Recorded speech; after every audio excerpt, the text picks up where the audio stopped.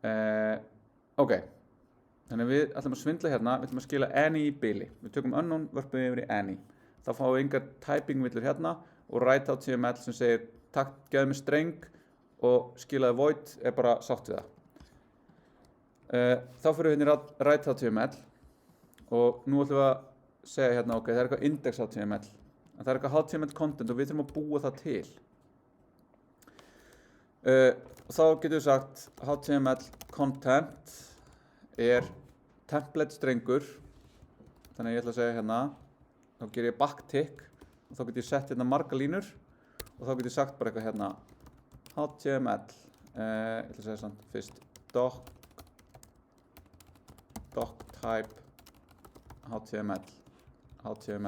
HTML lokast. Og ég get skrifa núna í mörgum línum. Þetta mun formatast, þú veist, þetta kemur bara sem eitt strengur með newline. Það er það þegar ég er að nota backtick sem leyfir mér að nota template strengi. Inn í hann get ég síðan sett template literals. Þá ger ég dollar og svona opnast. Þá get ég sett bara hérna data. Ok, nú get ég keyrt forritið mitt aftur. Nei, ekki svona, heldur svona. Og þá getum við haft það bara hérna fyrir neðan bara, og fínt. Og þá sjáum við núna object. Það sem að gerist hérna er að það er kallað í þessu á data sem er bara eitthvað strengur, en við sjáum að það var lygi. Þetta er ekki strengur, þetta er any, þannig að segjum hérna any. Og það sem að gerist hérna það er kallaði toString. Það er bara implied út af því að það er verið að fara að skrifa þetta út sem streng. Þetta er string interpolation. Þetta er strengur og það var að interpolata annan streng inn í hann. Það var að samina þessi strengi saman. Og þá gerist það að það kallaði toString ef þetta er ekki strengur. Og þess vegna fáum við toString af fylki er toString af öllum objektunum í fylkinu. Og þá fáum við bara þetta object. Þannig við þurfum eitthvað að eiga við þessi gögn áður en við setjum þau hérna inn. En svo getum við líka sett eitthvað svona meira, þú veist, head og þá getum við rifið upp hérna hvað er nú minnsta HTML-skjalið, þið getur gert það þegar þið eru að lesa það, þannig að ég er að gera hérna eitthvað sem er ekki gott HTML. Svo getur þið ekki hérna að dreigja þetta inn og gert eitthvað svona, ég get sett hérna, ok, title, waf1, eitthvað, vistað og nú fæ ég hérna villu, ég má ekki með string interpolation af tóma segðinni, þannig að ég þarf að segja eitthvað hérna, sem bara foo, þá get ég keyrt þetta aftur og þá sjáum ég hérna, þetta kemur en hún kvartar hérna, það vantar lang, af því ég er með axlindirinn frá því við veitt, þannig að, ok. Núna ætlum við að búa til HTML-ið og við ætlum að gera það einhvern veginn á þessu formi hér. Við ætlum að vera með ul, svo ætlum við að vera með li, sem er það bara, hvað það hafa? Bara HTML. Nei, þetta er ekki, heldur bara HTML og svo kemur CSS og svo framvegis. Plan. Ok, þá getum við bara ákveðið hérna, ok, ég ætla bara að byrja svona ul. Jú, blokkuði hérna og HTML getur verið, er bara einhver strengur sem við ættum að skilgreina hérna. En við getum byrjað bara svona og við getum keyrt þetta, nei, ég ætla hérna. Þá sjáum við hérna ul, li, HTML. Ok, þetta er eitthvað nálgast. Hvað þurfum við að gera núna til að geta birt öll gögnin? Þú veist, ekki bara með eitt li, heldur li fyrir hverju einustu færslu í fylkinu. For loopu? Eitthvað annað?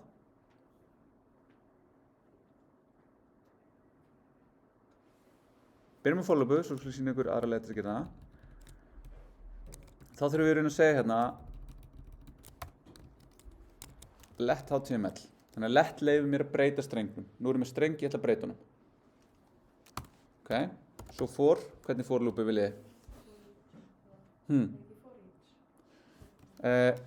For each er annað, en það Það eru 2 útgáfur af for loopu sem við getum notað. Hvora vil ég nota? Vitið þið bara aðra? Hvora vitið þið? Nei. Við nota klassísku fyrst. Let jafnt og 0 minna en data.length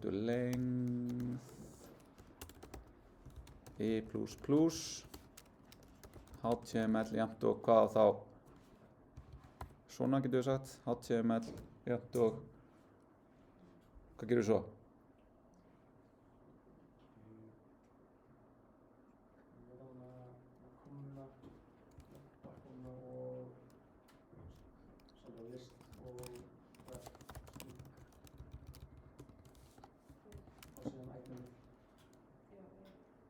Hvað er hérna?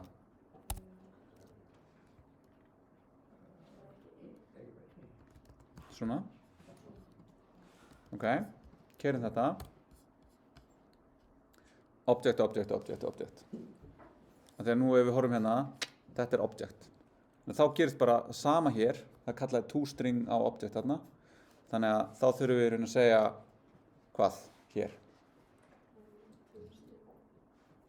Þá fáum við bara sama hérna, því að toString það er implicitly kallaði það. Hvað þurfum við að gera ef við viljum fá title hérna, ef við fáum title hérna? .title. Viljum við líka fá file? Já, ég meina þú veist við getum gert það, en þá getum við bara, þú veist það er okkar ákveða, við erum að skrifa þetta forrit. Hvað gerist núna þegar ég keyri þetta?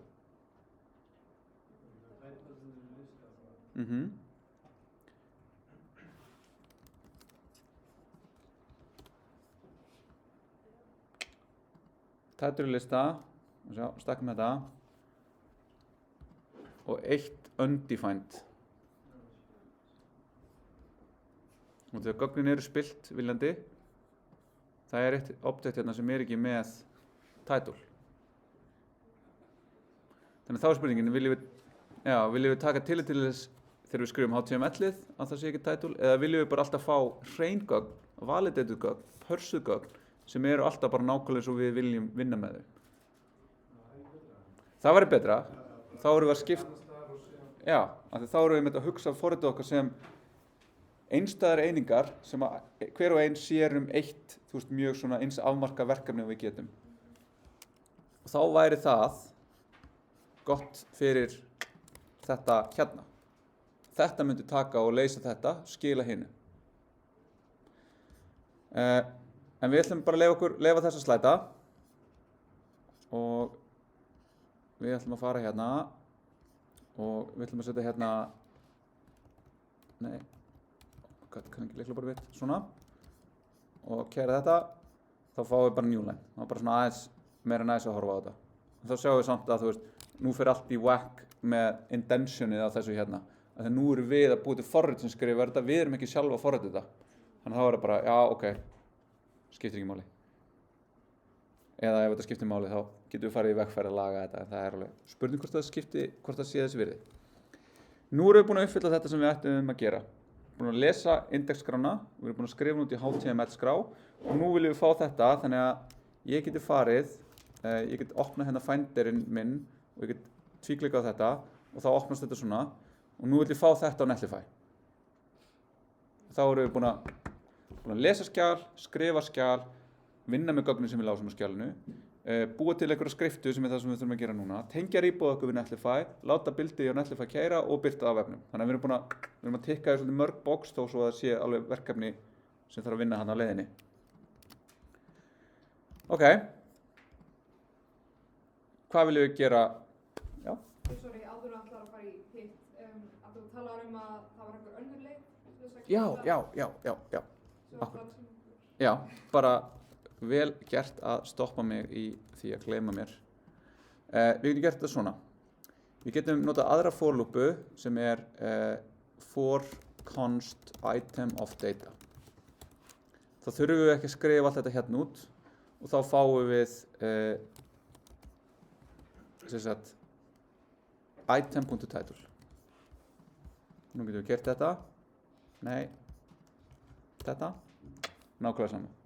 Nú búin að refactora þetta, mér persónulega finnst þetta miklu lesanlegra. Ég held að það sé erfitt að færa rök fyrir því að hitt sé lesanlegra. Þá segirðu bara þetta, gefið að þetta sé eitthvað sem er iterable, þetta er eitthvað sem er hægt að ýta í gegnum, þá bara taktu hver einustu færslu úr þessu og sett hann í þessa breytu og svo vinn ég með breytuna. Af hverju er þetta const samt? Af því þetta breytist ekki, af því að við erum ekki, þú veist, við þurfum ekki að breyta þessu. Þannig að const er bara, ég skrifa alltaf const nema ef ég ætla að breyta ykkur hérna eins og ég geri. Þetta má alveg vera lett líka. Það verður maður að redefina item samt að breyta það. Já, en það er komin í nuance í JavaScript, út af því að JavaScript er block-scoped, þetta er ný blokk, þá er þetta constað fyrir blokkina í hverju ítrun. Þetta má vera bæði, sko. Þetta má bæði. Þriðja leiðin.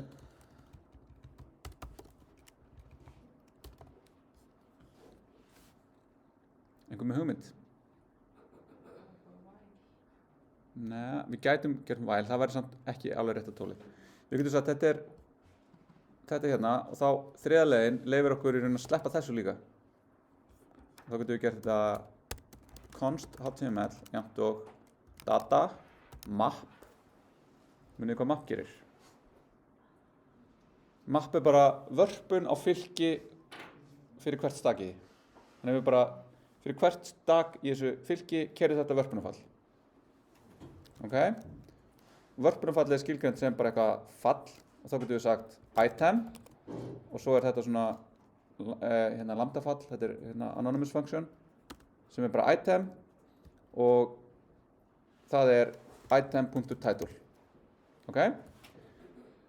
Þannig að við segjum þetta er fylki, þú ætlar að varpa fylkinu úr því að vera object sem er með item sem er svona yfir fylki sem er bara strengi sem er staki úr title.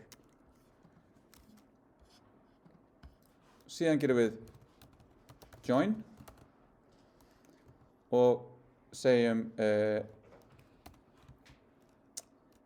þá verður þetta að vera smá vesena þegar við þurfum að gera þetta sem HTML.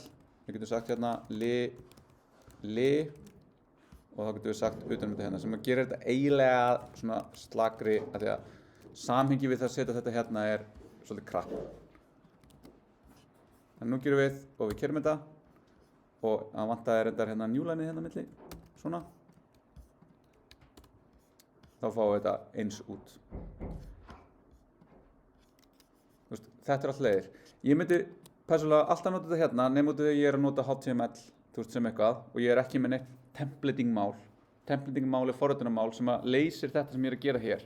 Blanda saman kóða og hérna, JavaScript kóða. Við möttum að sjá, það er búið að leysa þetta. Ég er bara að sýna ykkur þetta svo þið skiljið hvað það verkfæri er að leysa. Út af því að við erum að gera þetta svona, þá er þetta ekki elegant lausnin og ég myndi fara í þessa hérna lausn. Og gera let HTML og segja svona. Nei, hvað er ég að bulla? Hvað er ég að bulla? Við gerum þetta náttúrulega ekki svona, við gerum þetta bara svona.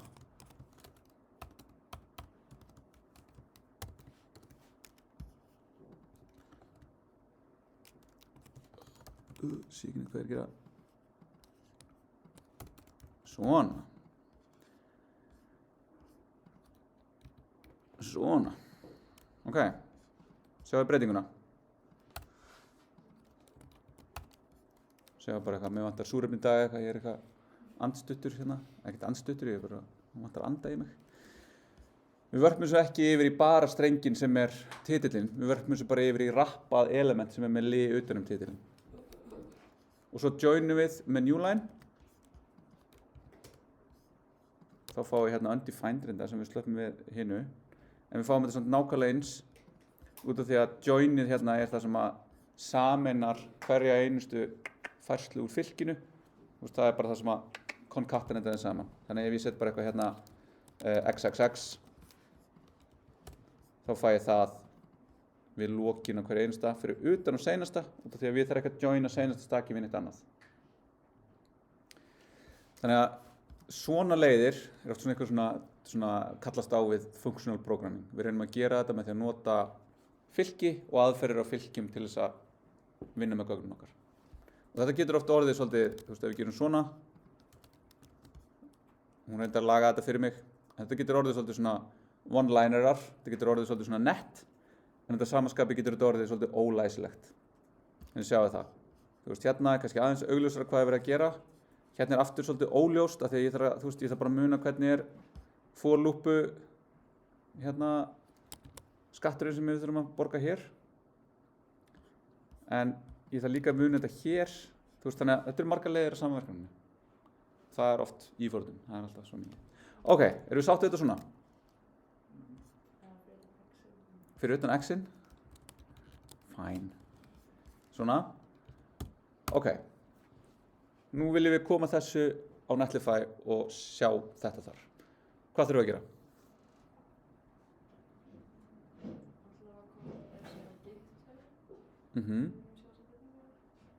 Ok, nú ætlum ég að gera eitt sem að, þú veist, meika kannski ekki sens, en ég ætla að segja að index.html ætlar ekki að vera partur af Git-rýbúinu mínu. Ég ætla að segja new file, git ignore, og ég ætla að segja dist. Ég ætla að búa til möppu sem heitir dist fyrir distribution og ég ætla að segja að hún er ekki með í Git. Hún er ekki með í Git af því að hún er afleidd stærð af því að keyra forritið mitt. Hún er artefakt. Hún er eitthvað sem kemur út frá því að ég keyri forritið mitt. Ég ætla að fara hingað og ég ætla að breyta þessu, hvar settum við þetta? Þetta er hérna frá ofan, dist. Ok, og nú þurfum við að búa til möppuna dist ef hún er ekki til. En ég ætla bara í bili að segja dist og ég ætla að setja inn í hana new file sem heitir todo.txt. Nei, ég get það ekki, af því að þú veist, nú er hún er excluded. Þannig að ég ætla að eyða þessu. Nei, ég ætla ekki að eyða þessu, sorry. Smá hérna, debatuðu sjálf mig hérna. Henda út, ekki trakka dist í Git. Þannig ég ætla að segja hérna dist index.html. Ég ætla bara að segja index.html sem ég bý til hana. Og þetta ætla ég að gera til þess að ég ætla að passa upp á það að ég búi til HTML-skrána þegar ég deploy þessu á Netlify. Ég ætla að keyra þetta þá. Ok? Þannig að nú erum við komið þetta svona og við keyrum þetta núna og við fáum núna index.html hingaðinn og ég ætla að henda þessu og við sjáum núna, hún er greið út, hún er grá. Ef ég gerir git status þá sé ég að main og readme hefur breyst, git ignore hefur breyst og það er komin dist mappa. Ég ætla að adda þessu og ég ætla að segja git commit, útfæra skrif á index.html. Ég ætla að gera git push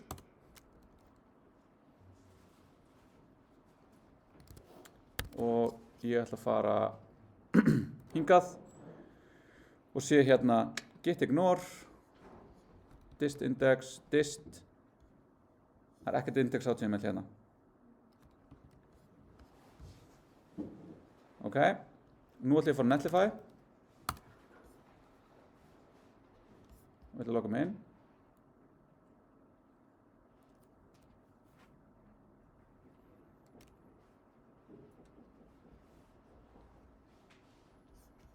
Með GitHub. Sko, ég veit ekki, fór að uploada hérna. Er netið búið að vera bara eitthvað joke hérna? Þetta er bara, það er miklu betra net niður í hérna öskju. Þetta er alveg, þá ger ég þetta bara transkóta. Svo ég uploada þessu í 1080 eða eitthvað og svo transkótar YouTube og það tekur alveg bara eitthvað 3 klukkutíma. Þannig að ef ég get ekki byrjað þessu núna þá þarf ég að bíða í 3 klukkutíma þannig að ég get sagt þetta, hei, nú er vídeóið orðið aðgengilegt, annars fáið þið bara eitthvað svona, þetta vídeó er í vinnslu, eða þið fáið dettið inn á 20 útgáfuna eitthvað. Þannig að það er svona skemmtilegt. En allavega, nú ætla ég að gera import an existing project. Ég ætla að fá GitHub. Nú ef ég væri ekki búinn að leyfa GitHub, leyfa Netlify að lesa GitHubið mitt, þá myndi ég fá núna, hei, viltu leyfa það? Og ég segi bara já. Ég ætla að segja hérna unnit, af því að þetta er svo frábært nafn. Það heitir, nei, úps, ég ætla að fara undir webforritun. Þið myndu bara velja ykkar eigin account. Ok, ég vel þetta og þetta er bara að vera eitthvað VF2 2025 VAF1. Haha, ég tek það. Ef einhver sem undir mér, það er ekki búin að ná því. Ok, hvað þarf ég að gera núna?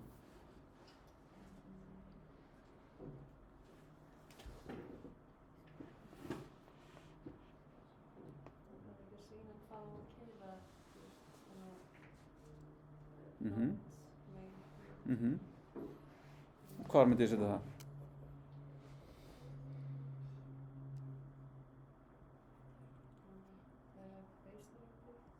Base directory er, það er í raun hvar viljum við þetta keyri. Eins og við erum hérna í base directory, hérna er þessi hérna mappan fyrir ofan. Þannig að hún er í lagi. Ef hún er tóm þá er hún bara það sem er grunninn. Build command hljóma vel. Þannig hérna myndum við segja node main.js sem er þá bara að segja Netlify robotunum sem býr til vefinn okkar að það verði alltaf að keyra þetta áður en að vefurinn er gefinn út. Og hvað viljum við meira?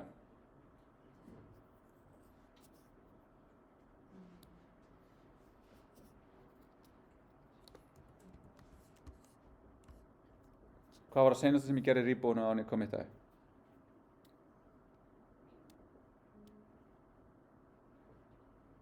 Þú eittir hann að HTML. Og ég færði það yfir í dist. Af því að dist stendur fyrir distribution og það er mappan sem ég vil gera aðgengilega út á netið. Munið hvað vorum að fikta í webforritun 1 þar sem við vorum að segja hérna hei, ef ég ger þetta svona þá allt í einu er fann að leka package.json og hugsa lengur upplýsingum forritið mitt sem ég vill ekki leka. Þannig ef ég set núna ekki neitt þá myndi ég bara vera að gera allt hérna, þú veist, main.js forritið mitt aðgengilegt út á internetið. En ég vil ekki gera það, ég vil gera aðgengilegt það sem er artefaktið úr því að keyra forritið mitt sem ég ætla að geyma hérna í dist. Þannig að þá segir ég dist hér og svo deploya þessu og þá bíðum við eftir því að þetta keyri og núna getum við lent í því sem sagt að ég er að keyra nákvæmlega sama kóða í öðru keysluumhverfi. Þá geta eitthvað bilað út af því ég er eitthvað með eitthvað vitlaust sett upp eða mismunandi útgáfa nót eða eitthvað svoleiðis. Við vitum það ekki. Það er bara eitthvað sem að geti gerst þarna. En við getum fylgst með og séð hvað er að gerast og þá ef við værum hérna til dæmis að skrifa út, ekki hvað voru að skrifa út. Já, starting to read, svo getum við sagt eitthvað starting to write dist index.html eða eitthvað, þá getum við séð hvar hún klikkar. Ef það kemur exception, þegar hún getur ekki lesið einhver gögn, þá myndum við sjá hérna villuna hér. Þannig að við erum bara að horfa á, þess að núna í building, af hverju fór hún ekki í build skrefið? No npm workspaces detected, ok, áhugavert. Nú fyrir við hérna í preview, fáum líklegast, ok, hún keyrir þetta. Þannig að, ok, jákvætt, Þannig að nú er ég hérna, reyndar ekki, ég er á preview deployi, open production deploy, þá fæ ég þetta hérna og ég fæ bara þetta á internetinu. Þannig að við erum búin að ná þessu núna og svo fer ég hérna og ég geri main.js, bara ekki til, en todo.txt fæ ég, af því ég setti hana í möppuna og hún birtist hérna. Þannig að ég setti í gitignore index.html til þess að ég sæi að það hefði í raun og veru verið skrifað. Þið getið lent í því að þið eru óvart að trakka index.html og committi bara einhverju sem þið bilduðu seinast. En við viljum ekki gera það að því í einhverjum tilfellum væri við kannski að sækja sér gögnum vefþjónustu. Og vefþjónustan er breytileg eftir því hvernig við erum að gera þetta. En þú veist, þetta er samt, þú veist, bildskrefið geti sótt eitthvað snapshot af vefþjónustunni en svo er eitthvað annað sem er dynamíst eða eitthvað svoleiðis. En við höfum þetta að sjá hvernig við erum ekki með þetta bildskref fyrir það að sækja gögnin, heldur getum við verið að gera það bara fyrir hverja requestu. Það gerum við seinna. En núna er þetta allavega þetta. Við erum að keyra einhver JavaScript kóða á server sem býr til HTML og við birtum það HTML. Ok. Ég ætla samt að finna hérna. Já, ok. Hún bara sagði eitthvað skipt, en hún var í raun ekki að skipa. Þannig þá sjáum við bara nákvæmlega hérna að hér keyrði bara forritið okkar inn á Netlify og gerði það sem við vorum búin að skilgreina. og við sjáum hérna, þetta keyrir einhvern veginn svona og ef við förum hérna þá sér hérna now using Node version 18 þannig að Netlify ekki að nota Node 22 sem við erum að nota. Þarna getum við lent í einhverjum vandræðum ef við varum að nota einhver ný API í Node sem koma í Node 22. Þannig þarna þetta, þú veist, það út af þetta mismunandi keyslu einhverju. Getur þú aftur sagt okkur sést .txt fæna þarna og hún var í ignore? Hún var nefnilega ekki ignore. Ég byrjaði að setja allt dist, að þá bara hefði ég lent í vandræðunum við það að, þú veist, ég þarf að passa upp á, að því að ég gerði þetta svona, ég tók shortcutið af því að nú fæ ég villuna sem við sáum áðan, að því ég er að reyna að skrifa í dist, þannig að mér vantar eitthvað kóða áður sem býr til dist-möppuna ef hún er ekki til. Og hugsanlega eyðir henni og býr hann svo til. Þú veist, þannig að út af því að þetta er bara artefakt, þetta er bara eitthvað sem verður til þegar við keyrum forritið okkar, að það, þú veist, þá hendum við þessu bara, að þetta er í raun bara flýting, þetta er bara snapshot af því sem kóðan okkur bjóð til núna. Þetta er svo þau kompælið í Java, þá fáið þið út frá Java-skránu einhverju klasskrá, en hún er alltaf endurgerð í hver skipti sem þið kompælið, af því að hún er bætakóðin af Java-forritinu ykkar sem voruð örugglega að breyta og þess vegna voruð að kompæla aftur. Já, þannig að ég ætla núna sko, ég ætla ekki að fara yfir í testin af því að við vorum aðeins lengur, en ég vona bara að þú veist þetta er hérna, svona getið talað endalaust, þannig að við stoppum mikið, þannig að nú hafið annað tækifæri til þess að skoða og lendi einhverjum akkurat bara einhverjum, ég er í nákvæmlega þessum vandræði, getur please hjálpa mér og þá get ég hjálpað ykkur við það, annars fer ég bara einhvern annan tangent eitthvað svona, en þetta er allt tengt efninu, þetta er allt tengt sem við erum að vinna, en þið getið stýrt mér aðeins, leysir á hvað hérna. Það sem ég ætla að þá enda núna er að fara aðeins yfir sýnilausnina frá því fyrra og bara þú veist, segja ykkur aðeins í kringu það sem er. Það sem er ólíkt við hana í svona grunninn helst er að það er ekki verið að nota vít. Þannig að þið þurfa að hugsa það á móti en það er samt svipað. Hérna er eitthvað public, það sem ég er með eitthvað styles og við þurfum núna einhvern veginn að gera þannig að public fari inn í þetta dist. Við erum að gera það öðruvísi hérna, þannig að ef við förum hérna í package.json til þess að byrja, þá erum við hér með nokkur skript. Þannig hérna í staðinn fyrir að segja node main eitthvað, þá erum við með build. Og build keyrir clean, sem að eyðir distskráni. Build keyrir generate, sem að er bara þetta sem að við erum búin að vera að vinna núna, þetta main.js okkar, sem bara býr til HTML-ið. Það copyar úr public, þetta, þannig að þegar við erum með vít, þá þurfum við aðeins að breyta þessu, því að vít munir líka geta skrifa bara inn í dist fyrir okkur. Svo erum við með eitthvað dev, sem nota bara processing, hérna myndum við skipta út í vít. Svo erum við með eitthvað test, sem keyrir testin okkar. Svo erum við með eitthvað coverage, sem keyrir test coveragein okkar. Svo erum við með lint, sem keyrir lintin okkar, og lintin okkar eru hérna bæði ESLint og stylint. Í okkar tilfelli þurfum ekki stylint, við myndum bara vera með þetta hérna sem lint. Og til þess að geta sett þetta allt upp, þá er búið að setja upp slatta af verkfærum hérna. Allt af þessu gerðum við í Web41 fyrir utan Jest og ég ætla að taka það sérstaklega fyrir næsta tíma. En þið getið byrjað að skoða það samt hérna og í dæmonu sem ég sýndi ykkur áðan, Jest, Node testruninu sem er komin í Node 22 og V-test. En hérna inn í source erum við með generate. Þá sjáum við hérna er þetta bara rosalega svipað. Hérna er ég bara að gera það sama og ég var að gera í hinu nema ég bara, þú veist, þarna er ég ekki að gera þetta fyrir framan ykkur og valda mig aðeins meira og hefa aðeins meiri tíma. Þá segir þetta hérna, les alla skrár og input dir ætti að vera, sem er hérna eitthvað data og skrifar það í dist. Og þá getum við segja hérna loggum við eitthvað út.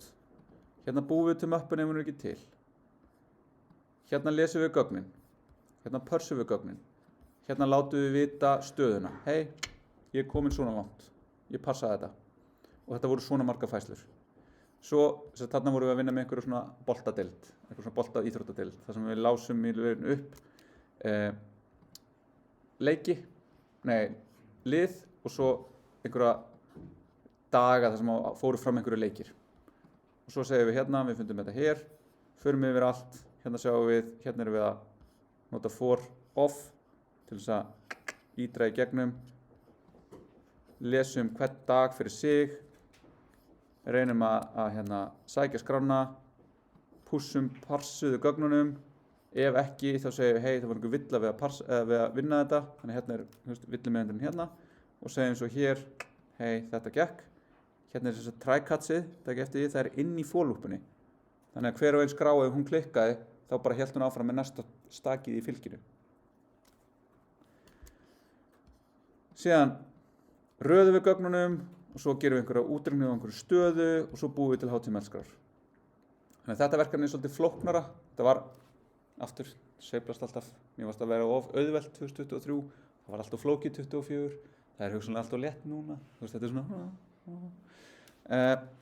Svo erum við hérna með main og hérna erum við með cuts og ef við skoðum dæmin frá því námsefninu í vikunni núna og þá þetta til þess að við fáum aldrei svona unhandled exception úr forritun okkar. Þetta alltaf seinasti varnaglinn. Ef það var einhvers staðar exception í kóðunum sem við köllum í main þá mun að minnstakosti vera cutsað hér. Svo sjáum við hérna að það líka verið að nota pakka frá hérna Node og svo er ég líka að nota eitthvað sem ég búinn að skipta þessu upp. Þannig að það líka eitthvað sem ég ætla að skoða en það líka í námsefninu núna fyrir vikuna. Þannig að þið getið skoða námsefnið, skoða þetta dæmi og svo getum við haldið áfram út frá því hvernig ykkur líður, hvort þið séum með eitthvað sérstakar spurningar í næsta tíma en ég mun að öllu óbreyttu fara yfir það hvernig við getum skrifað test og keyrt þau fyrir þetta. En þá hérna, bara við skoðum, þá hérna til dæmis HTML, hérna erum við að búa þetta til. Þá sjáum við hérna er ég bara búinn að búa til fall sem býr til þetta template sem með þá þessu sem ætti að vera inni. Hérna, þetta svolítið sniðugt. Ef við tökum þetta og förum hérna og sjáum einhvers staðar hérna. Ef við setjum þetta fyrir framann, það nú ekki mikill munur hérna. Þannig sjáum við að það highlightast hérna HTML og svo ef við gerum hérna lang is og sjáum við að þetta svona, ef við tekum þetta út, þá þetta bara hreinn strengur. Þannig að með því að merkja þetta með þessu kommenti, vista, þá formátar þetta líka og það gerist út af því að ég með extensioni hérna sem heitir comment tagged templates. Syntax highlighting for tagged template strings. Template string þetta hérna er kallað tagged template string. Það búið að setja eitthvað svona metadata fyrir framan hana. Þannig að þá getum við fengið syntax highlighting og formatting inn í þessa strengi sem við erum að nota. Ok. Og svo bara einhver föll hérna sem að búa til gögnin og þið getið lesið í gegnum þetta en eins og sjáu, það er mikið að vera hérna. Þannig að þetta getur verið alveg svolítið að lesa þetta, Þið ættu að skilja aðeins meira hvað að gerast hérna. Hérna er verið að nota map til dæmis inn í expressioni hérna og joina hérna, þannig að það verið að gera alls konar eitthvað voða krúsitúlur. Svo hérna eitthvað skor og hérna verið að reikna út hvernig staðan í þessar deildi og eitthvað svona og fínt. En seinast sem ég ætla að gera hérna er bara, ok, töff, en hvað gerir þetta? Ég er búinn að lesa kóðan, þá get ég aftur farið í hérna, git clone repoið,